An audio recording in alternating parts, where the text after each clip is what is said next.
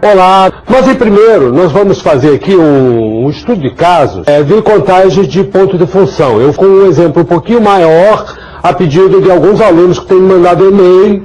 O estudo de casos aqui eu estou colocando para vocês uma empresa, um sisteminha que eu vou ter uma telinha com o botão iniciar, depois eu vou cair na tela de logo, que é coisa tradicional. Tela de seleção com botão para tratar fornecedores, produtos e sair.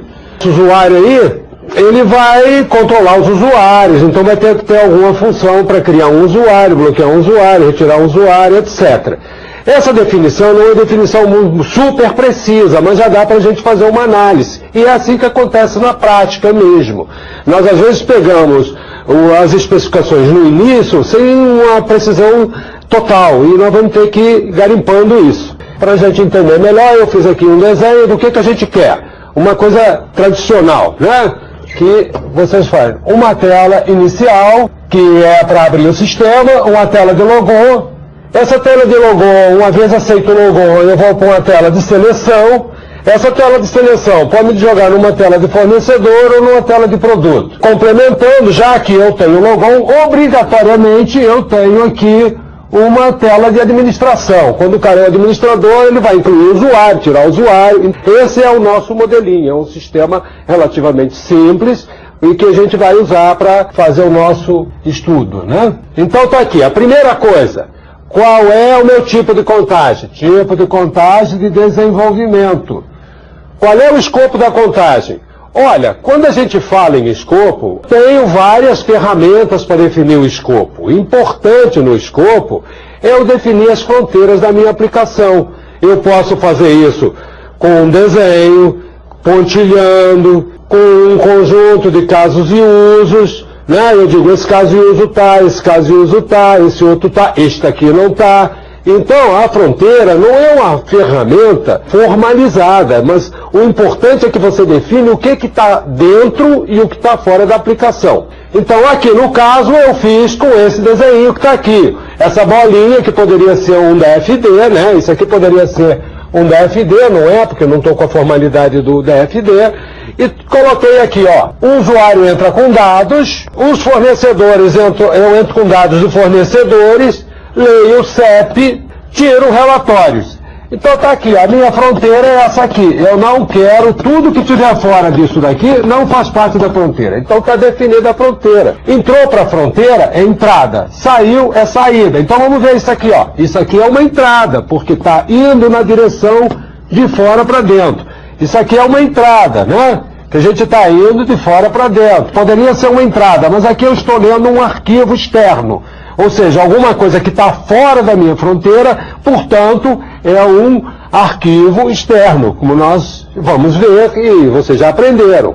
Agora, saiu é saída, tá aqui, então isso é uma saída. Então vamos adiantando. Eu vou, assim, para ser didático, eu peguei a tela inicial e a tela de logon. Então, vamos ver, a tela inicial tem só um botão para continuar. Quer dizer, o sistema apresenta e para. Então o que eu faço? Eu aperto aquele botãozinho e ele vai em frente. A primeira pergunta, acessa algum arquivo? Não. Tem algum processo elementar do usuário, alguma coisa que interessa para o usuário, da atividade dele? Não. Isso aí é simplesmente do projeto. Portanto, qual é a funcionalidade que essa telinha está dando para o usuário? Zero, nenhuma. Então ele contribui com 0 pontos de funções.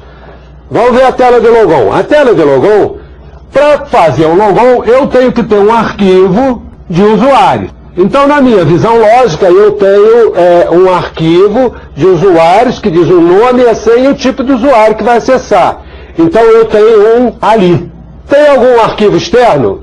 Alguma coisa de fronteira externa? Não, não tenho. Nessa tela eu não tenho. E o que eu vou precisar? Bom, como eu estou trabalhando com a minha senha criptografada, é uma saída. Se não fosse criptografada, eu faria como uma consulta. Essas diferençazinhas, elas são sutis, mas elas acabam não pesando muito no valor do ponto função final, né? Então, às vezes a gente fica com pequenas dúvidas, vamos em frente, porque o erro que estudar é muito pequeno e as tabelas que a gente usa no ponto função já consideram essas pequenas distorções. E na tela do administrador, bom, se o cara der logon e eu tenho um administrador que vai verificar se o usuário pode entrar ou não, se pode bloquear o usuário, quer dizer, fazer a administração de quem usa o sistema. Vamos analisar. Eu vou usar um ali, ou seja, aquele mesmo ali que eu usei, que eu coloquei aqui na minha tela de logon, é esse. Entrou alguma coisa externa? Não, não entrou, continuo não tendo. E funções?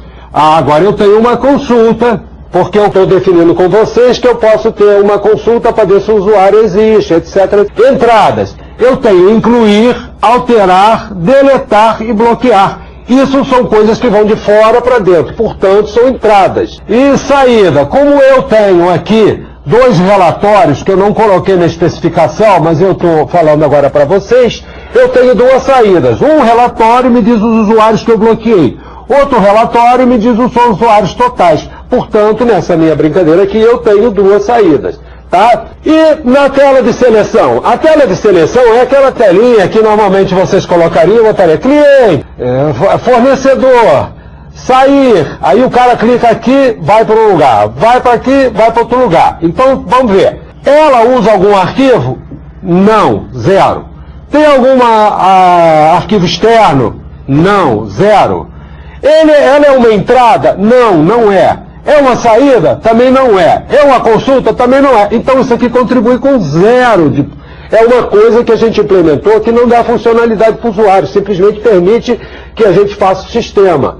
Vamos ver a tela de fornecedor. Eu não estou colocando aqui diretamente para vocês, mas nós temos aqui o meu usuário aqui, ele enxerga o fornecedor.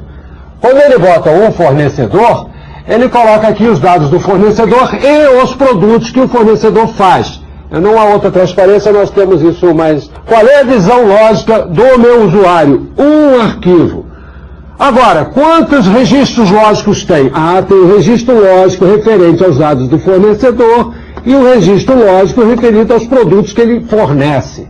Então, eu forcei esse exemplo para a gente ter dois arquivos lógicos.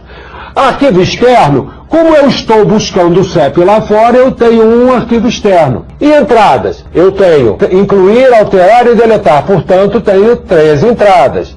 Eu estou colocando para vocês que eu vou precisar de 2 relatórios. Um relatório de fornecedores e um relatório de produtos. Ou seja, eu quero listar todos os fornecedores de um produto ou quero listar todos os produtos lá que têm determinada característica. São 2 relatórios diferentes. Consultas. Eu vou fazer a minha consulta por código de produto ou código de fornecedor. Então, defini 2 consultas. Então, estão aqui as minhas funções. Olhando para essa tela de produto, eu tenho aqui a mesma coisa. Só que esse aqui, eu estou colocando aqui um arquivinho com os produtos. Ou seja, qual é o produto, qual é o estoque, qual é a descrição do produto, qual é a unidade que o produto usa, se é litro, se é metro, etc. Criei um novo ali, não uso nenhum aí. Tenho 3 entradas, incluir, alterar, deletar, 2 saídas, porque eu botei aqui o relatório de estoque e botei outro relatório, vamos trabalhar com 2 saídas. Consulta, tenho uma só para o código do produto. Então eu estou aproveitando isso aqui para ir fazendo essa análise e já ir definindo coisas que não estavam lá no enunciado. Eu arrumei aqui para a gente ficar mais ou menos didático. Então, a tela de login tem um AE e tem um ali, AE. A tela do administrador é aquele mesmo ali, né? Está escrito aqui. Agora tá aqui. Ele tem, o meu arquivo vai se chamar usuário, tem nome, senha e tipo. Portanto, é um ali com um registro, né? Com um arquivo lógico e 3 itens. Seria simples. Se eu considerar o botão, seria 4 itens. Né, o botão de clicar, o botão a gente considera a função. Na tela de seleção 0, aqui eu tenho um arquivo com 2 registros lógicos que eu tinha colocado. Fornecedor, nome, endereço, CGC, telefone, bairro, CEP, nome do produto 1, preço do produto 1, unidade, e depois eu fiquei repetindo, produto 2, produto 3, produto 4, supondo que esse meu fornecedor pudesse ter até 10 produtos. Então, eu tenho um campo repetitivo, mas na visão do usuário, o que é que tem? Dados do fornecedor, dados do produto. Portanto, 2 registros lógicos, 2 naturezas lógicas de dados. Por isso, representei 2 arquivos lógicos com 9 itens no total. 9 itens por quê? Porque eu tenho 1, 2, 3, 4, 5, 6, 7, 8, 9. Epa, mas isso aqui é campo repetido, então não vou contar para lá, tem 9. Aí, para mim, é o meu arquivo que está vindo do CEP, eu estou colocando ele aqui com CEP, está aqui. 1, 2, 3, 4, ele está lendo lá fora, 4 itens em um registro lógico. Então fechamos ele aí para ver. Produto vai ser um arquivo lógico, né, interno, um código do produto, nome, estoque e preço. Então está definido aqui já a carinha da minha complexidade. Então vou avançar e coloquei aqui, já fui lá na tabela e vi, ó, 1 a 1 com 3 dá simples, aqui é 0, 2 com 9, 1, 4, 1, então simples, média, simples, vocês teriam que usar a tabela. Um arquivo simples tem 7 pontos funções, médio 10 pontos funções, 5 pontos funções, 7. Portanto, eu contribuo com 29 pontos funções para esse sistema, na minha contagem da funcionalidade. Vamos ver agora as outras funções. Eu fiz aqui, pegar as minhas funções. Primeiro, função incluir, alterar, deletar e bloquear. São entradas. Consulta, eu fiz uma consulta por nome, saída, 2 relatórios, bloqueados usuários. Então peguei aqui a função incluir. Para fazer essa função, é uma função de entrada? Por quê? Porque eu tenho um fluxo de fora para dentro e tenho uma operação lógica de interesse do usuário. Então, eu tenho um arquivo referenciado, 3 itens de dados, não contar repetições, a gente está fazendo aqui para cima, tá? Para a tela do administrador, tela do logon e do administrador. Alterar, um arquivo referenciado, 3 itens, né? Lembram? Que era usuário, nome, senha e tipo. É um arquivo lógico e 3 itens. A mesma coisa para deletar, a mesma coisa para bloquear. E a consulta eu vou consultar por nome do usuário. Quero ver, né, caso de alteração de senhas, às vezes não tem que fazer uma consulta antes, então está aqui, ó. Um arquivo referenciado com 3 itens. Então nós fizemos isso para a tela do administrador. Na tela do fornecedor eu tenho aqui, ó. Entrada, 3. Quais são as entradas? Incluir, alterar e deletar. Saída, vou ter 2 relatórios. Um do relatório do fornecedor, outro do produto. Consultas, uma por código do produto, outro por código do fornecedor. Para incluir, vamos ver agora cada uma dessas entradas aí, ó. Incluir 2 arquivos referenciados com 9 itens. Não considerar as repetições. Alterar um arquivo referenciado. E eu botei aqui o seguinte, é proibido alterar o CEP, é uma condição do meu trabalho, tá? Então eu não vou referenciar o arquivo externo, só o arquivo interno, lógico interno, então eu só vou fazer um. E 6 itens, porque não vou deixar alterar aqueles itens que são ligados ao CEP. Deletar um arquivo referenciado e 9 itens. Ó, pessoal, para não ficar confuso, isso aqui é uma condição que eu estou dando agora para o problema, não mexam no CEP. Né? O relatório de fornecedores eu vou ter um arquivo referenciado, ou seja, o relatório será uma saída, um arquivo referenciado com 9 itens, e o outro relatório é a mesma coisa, também é um arquivo referenciado com 9 itens. Então vimos as funções. Agora a tela de produto é a mesmíssima coisa. Entrada, incluir, alterar, parará e deletar. Saída, 2 relatórios. Né? Consulta, um relatório de produto, eu fiz aqui do lado. Essa entrada, incluir, tem um arquivo referenciado com 4 itens. Deletar, um referenciado com 4 itens. Alterar, um referenciado com 4 itens. Saídas, um relatório de estoque é um arquivo referenciado e 4 itens. De produto, um arquivo referenciado e 3 itens. Opa, então não usou todos. Não, aqui eu só quis botar o código, a descrição e a unidade. Eu não quis saber a quantidade. Então eu só estou referenciando 3 itens. Consulta, um arquivo referenciado com 4 itens. Então está aqui a minha contagem. O que eu preciso ver agora? É colocar, como eu coloquei aqui na tabelinha, ó, logon, administrar, e botei aqui passo a passo. Logar, uma saída externa, com 4, baixo, 4 pontos funções. Incluir. Uma entrada, 1 com 3, com complexidade baixo, 3. E fiz isso buscando os dados na nossa tabelinha para todos os itens. Todas aquelas funções que a gente viu. E aí cheguei a esse total aqui igual a 75 pontos função. Então, 75 pontos funções com 29 pontos funções deu 104 pontos funções. Aí vocês vão me perguntar assim, é ajustado ou não ajustado? É claro que é não ajustado, porque isso aqui é um número inteiro. Se fosse ajustado, seria um número com vírgula, um número real. Eu estou dispensando aqui o fator de ajuste. Então, vejam, a contagem não tem nenhum bicho de 7 cabeças, é só a gente ser organizadinho. Agora, tem vezes que a gente precisa detalhar mais, perguntar mais, precisa ler a descrição, né? Precisa trabalhar mais o conceito, perguntar ao usuário, nós às vezes temos que estimar. Ele não tem que ter medo de errar. Se errar um pouquinho, a gente vai ganhando experiência e vai acertando. Claro que nessa fase do projeto, muitas vezes a gente ainda não está muito delineado, pode aparecer coisas. Isso é uma coisa que a gente vai ver, que a gente tem que ir resolvendo aos pouquinhos. Hoje nós vamos trabalhar exatamente esse assunto aqui. Eu vou fazer um estudo de caso sobre ponto-função e estimativa, uma coisinha rápida, e a gente vai desenvolver aqui com vocês. Nós vimos avaliações com base estatística e o método COCOMO para ver isso daqui. Então o nosso estudo de caso refere-se a um sistema, né, de manutenção de clientes. Está aí a descrição do sistema. Um sistema de manutenção de clientes em que cada funcionário da empresa pode registrar entradas, alterações, exclusões e saídas e ter um relatório de dados relativos a um cliente da empresa. Qualquer usuário pode acessar o sistema, efetuar o cadastramento, tá? E não haverá controle de acesso ao sistema. Ou seja, uma coisa bem simples. Será emitido um relatório com todos os clientes cadastrados. Então está aqui. Características do sistema.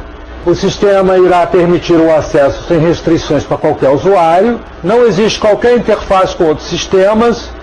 Deverão ser cadastrados os seguintes dados: nome do cliente, endereço, cidade, CEP, telefone, e-mail e observações. O nome do cliente, endereço, cidade, CEP e e-mail são obrigatórios, deverão ser sempre informados. Isso quer dizer que eu tenho campos obrigatórios e campos alternativos. Se a gente fizer um estudo, e muitas vezes um analista já passa isso para nós, que vamos fazer a metrificação desse sistema, nós temos dois casos de uso. Está aqui, manutenção do cliente, que é do usuário, e temos aqui também do usuário a relação do cliente, um relatório. Então, a tecnologia usada no sistema para manutenção do cliente será implementada em um site nas nuvens, usando a linguagem PHP, de suporte a objetos, e vai ser desenvolvido em 3 camadas: camada de dado, camada de aplicação e camada de apresentação. Quem não entendeu isso daí, não fica preocupado, que vocês vão aprender isso em outras disciplinas. Não é o objetivo da nossa disciplina. O objetivo da nossa disciplina é ver como é que a gente usa o método ponto-função e como a gente pode fazer a estimativa de custo e prazo para esse negócio. Eu vou fazer um banco de dados, está ali, cadastro MDB, né, que é o cadastro cliente, está aqui a minha tabelinha clientes, tem aqui uma chave. Então aqui os dados que foram solicitados: nome, endereço, cidade, CEP, telefone, e-mail e observações. Eu tenho que fazer a seguinte pergunta: isso daqui é um ali? Não sei. É um grupo lógico reconhecido pelos usuários? Sim, é um grupo lógico, tanto é que é o que o usuário pede. Está dentro da fronteira da aplicação? Sim. Então é um ALI. Pronto, é um ALI. É um arquivo lógico interno. Aí, depois disso, eu tenho que classificar esse ALI, né? Número de tipos de dados. Eu estou repetindo aqui coisas que nós vimos da teoria só para relembrar. É um campo único reconhecido pelo usuário não repetitivo. Eu tenho 7 tipos de dados, eu não estou contando a chave. Número de tipo de registros. É um subgrupo de dados reconhecido pelo usuário. Ou seja, eu só tenho um subgrupo mesmo, porque é as informações do cliente. Então, se eu entrar com um grupo e com menos de tipo de dados, eu vou considerar que ele é de complexidade baixa. Nesse caso, eu vou lá na minha tabelinha e vou descobrir. Na complexidade baixa, ele trabalha com 7 pontos funções. Como eu disse que não tenho nenhuma interface externa, né, eu não tenho nenhum AE. Portanto, a contribuição é 0. 0 pontos funções, está escrito aqui. As funções, vamos ver as funções agora. As funções do tipo transação representam a funcionalidade fornecida pelo usuário. A gente, entradas externas, saídas externas e consultas externas. Então vamos ver como é que a gente considerou isso daqui. Para classificar as transações, eu tenho que ver os arquivos de referência, quantos ALIs ou AE são mantidos pela função do tipo transação, ou AE lido no tipo transação, e o número de tipo de dados para cada função dessas. Após determinar a quantidade de registros e tipos de dados por aplicação, né, a gente vai entrar nos arquivos referenciados, tipos de dados. Isso aqui é tipos de dados, arquivos referenciados para as transações que a gente colocou aqui. Aí eu coloquei repetir. Tá aqui, ó. Qual é a função? Incluir. Eu tenho um arquivo referenciado, 7. Alterar um arquivo e 7. Excluir, eu tenho um arquivo referenciado, que só tem um ali, e 7. Listar, 1 e 7. Consultar, aqui eu tenho, como eu botei uma consulta lá dos clientes, eu tenho 1 e 8. Então, se a gente considerar isso daqui, eu vou ter a seguinte contribuição, nessa tabela, entrada externa. Se for baixa, 3 pontos funções, média 4 pontos funções, alta 6 pontos funções. Essa tabelinha vocês têm lá no material. E aí eu tenho aqui, ó, a minha complexidade. Então naquela tabela eu tenho baixa, 3 pontos funções, 3 pontos funções. Portanto, se eu somar isso aí, vai 16 pontos funções, mais 7 que eu tinha do ali. Esse aqui é um sistema de 23 pontos funções. E aí, graus de influência. Peguei aqui... Não vou entrar em detalhes, mas nós pegamos as 14 características, já foi feita uma análise com a minha equipe, está feito aqui, o grau de influência, então eu tenho 20. O somatório, dei as notas, 20 vezes 1,5 dá 65, dá 0,85, né? O valor aqui de ajuste é de 0,85. Como eu estou usando o nosso IFPUG, né? Está aqui, eu tenho o número, o esforço total, 0,85, eu tenho que ter o número de pontos funções vezes o índice de ajuste, né? Então a gente vai chegar a esse número aqui, 22,95 pontos funções, que agora por índice estatístico eu tenho que eu gasto 10 horas por ponto função, portanto é um sistema que deve levar 229,50 horas de ponto função. Eu vou reduzir, né, vou trabalhar para baixo e vou considerar 229 horas de trabalho. Claro que eu estou correndo um risco quando avaliei para baixo, né, mas se for concorrência, vale a pena fazer isso para a gente não perder, às vezes, por uma bobagem, né, por uma estimativa um pouquinho mais exagerada. Né. Com isso daí, a gente pode estimar um preço por hora, preço que a gente vai levar para o orçamento. Então, isso aí é no sentido de gente poder contribuir aí, da gente ter um exemplo que me pediram, um exemplo um pouquinho mais prático, então eu coloquei isso está no material de vocês e está na aula, tá certo? Se gostou desse vídeo, clique em gostei, compartilhe com seus amigos e se inscreva no canal.